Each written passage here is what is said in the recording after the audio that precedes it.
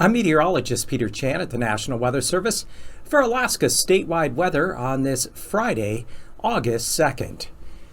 We'll get ready for warming temperatures this weekend across the southern and eastern mainland down through the Panhandle, thanks to a building ridge of high pressure currently located from the North Pacific up through the Gulf of Alaska. And this feature will be rather dominant, not just this weekend, but through a good portion of next week. Meanwhile, low pressure out across the Bering Sea. There's going to be a series of lows that are either coming in off the North Pacific, lifting northward, or out across the Bering.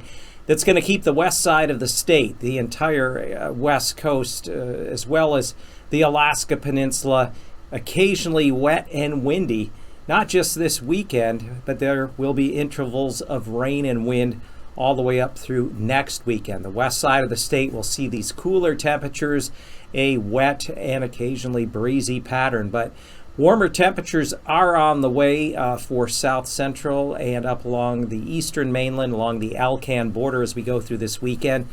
By Sunday, a number of temperatures will be climbing above 70, with even some 80-degree readings perhaps around the Yukon Flats, Eagle area as early as Sunday afternoon, and then into the 80s early and middle part of next week across the east central interior. And the Panhandle is going to get on a rather extensive, drier and warmer stretch of weather this weekend through a good portion through at least the middle of next week. With these warmer temperatures, drier conditions, it will lead to increasing fire danger along east central areas, especially along the Alcan border, upper Tanana Valley, Yukon Flats.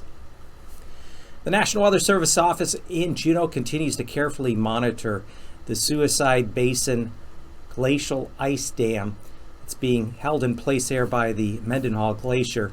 We're still waiting for the first signs of release. So far that hasn't happened, but there is increasing potential for flooding down there through Mendenhall Lake and the Mendenhall River just outside there of Juneau.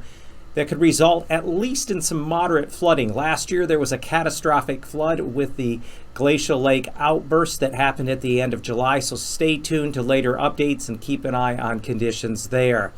For Alaska statewide weather, I'm Peter Chan.